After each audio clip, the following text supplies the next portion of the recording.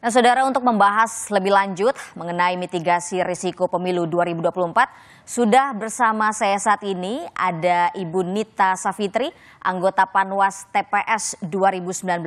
Beliau merupakan petugas yang sempat dirawat intensif karena kelelahan. Selamat pagi, Ibu Nita.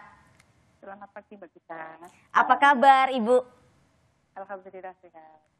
Ibu, pertanyaanku adalah, sebetulnya awal ketertarikan Ibu ini untuk tertarik menjadi petugas dalam gelaran pemilu di 2019 itu apa, Bu Nita? Ya, merasa terpanggil aja gitu, kayak cari pengalaman sih Mbak. Kalau dulu kan petugas TPS, terus ada tawaran Panwas, gitu, terus saya terima. Terus apa yang menjadi tugas Anda ketika itu saat menjadi pengawas di TPS, Bu Nita? Ya, mengawasi kondisi TPS, misalnya kalau ada komplain atau kalau ada kesalahan apa gitu. Ya, terus ada misalnya ada lansia atau ada yang butuh kita ya ikut sama petugas TPS mengawasi. Gitu. Kemudian apa yang paling menjadi poin tersulit ketika Anda bertugas sebagai petugas Panwas di 2019 ketika itu, Bu Nita? Yang tersulit sebenarnya ya pasti ya Mbak ya, kalau Panwas ya tugasnya kayak gitu-gitu ya, mungkin karena durasi waktunya itu. Ibu, Anda merupakan salah satu korban yang juga dirawat intensif. Bisa diceritakan ketika itu hal itu terjadi bermula seperti apa sampai pada akhirnya Anda mesti dirawat secara intensif, Bu Nita? Iya, waktu itu saya kan bertugas seperti biasa ya Mbak ya. Dari pagi sampai sekitar jam 18 kalau nggak salah. Terus semula saya masih biasa aja, masih belum ada keluhan apa-apa. Sampai pada saat sebelum maghrib itu saya merasa perut saya itu kayak kram gitu, terus kayak kenceng gitu. Terus pada saat itu saya numpang ke kamar mandi si tuan rumah, saya lihat itu sudah ada perdarahan. Ketika Anda sadar bahwa telah terjadi pendarahan, apa yang membuat Anda tetap ingin terus untuk bertugas jadi Panwas, Bu Nita? Ya, saya mencoba bertahan dulu, maksudnya saat itu kan masih posisi penghitungan suara, Mbak. Jadi saya maksudnya masih tugas itu saat itu masih ringan, masih duduk gitu kan. Saya coba bertahan, terus saya pulang dulu memakai pembalut. Terus saya kembali lagi ke situ kan. Saya pikir masih duduk gitu kan tugasnya. Saya coba lanjut gitu. Terus lama-lama kok nggak tahan, terus sakitnya semakin jadi-jadi gitu, semakin kencang. Terus saya minta petugas Hansip di situ untuk mengantarkan ke bidan desa setempat. Baik Bu Nita, kita tahan dulu sejenak Saudara. Kita sekarang menuju visual yang Anda saksikan saat ini. Ini adalah visual di kediaman Anies Baswedan, calon presiden dari nomor urut 1.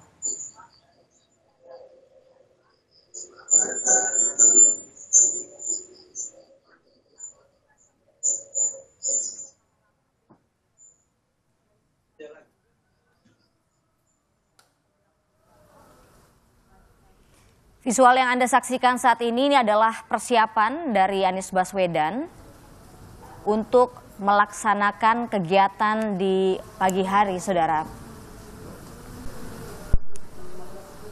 Nanti kita akan perbarui informasi terkini dari sana, tapi kita kembali dulu ke Ibu Nita Savitri. Ibu, kita lanjutkan cerita kita tadi, Ibu.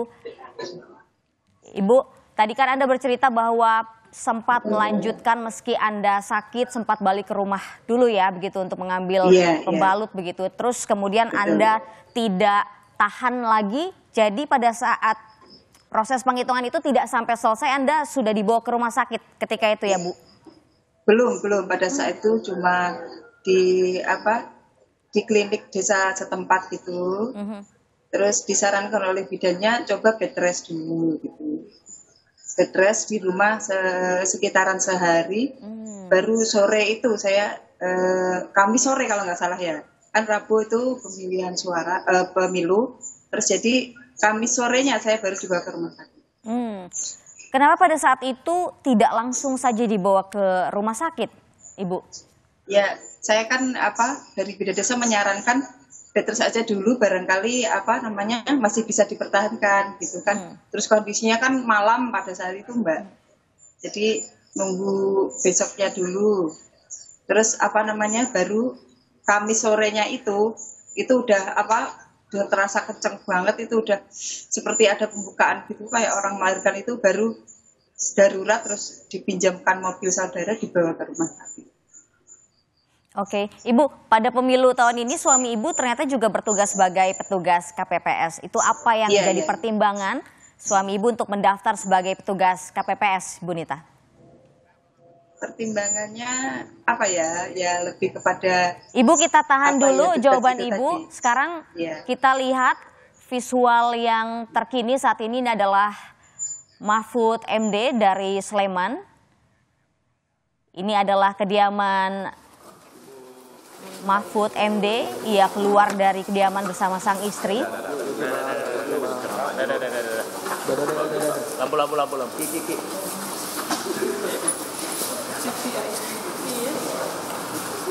Ini lagi ini error ya.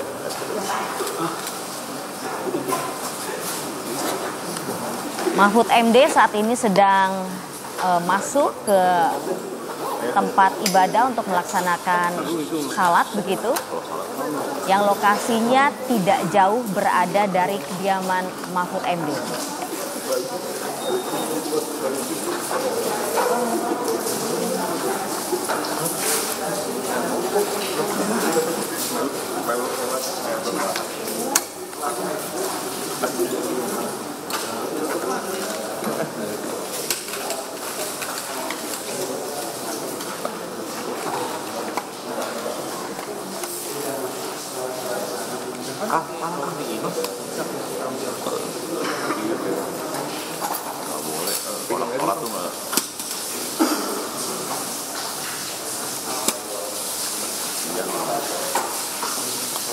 Edwin.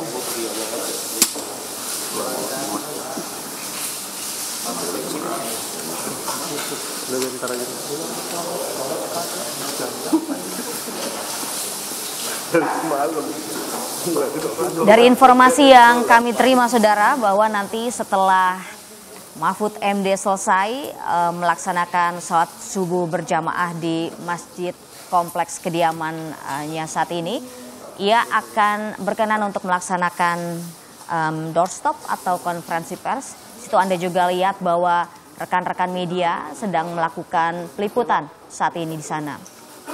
Bisa soalnya ini blocking, Bang.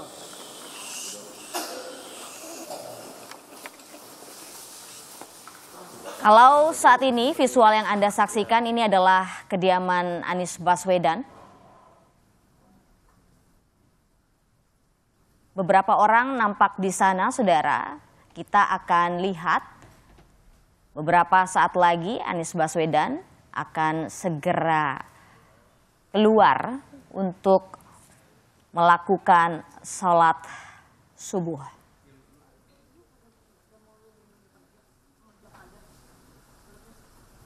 Anda kembali di Menuju Kotak Suara, masih bersama saya Gita Markesri. Kita masih terhubung dengan Ibu Nita. Ibu, masih mendengar suara saya, Bu Nita? Mbak. Ibu, tadi kita terputus. Pemilu tahun ini, suami Ibu bertugas sebagai petugas KPPS. Sebetulnya apa yang menjadi pertimbangan suami Ibu akhirnya mau mendaftar sebagai petugas KPPS, Bu Nita? Ya itu ya sukarela ya dari beliau ya. Terus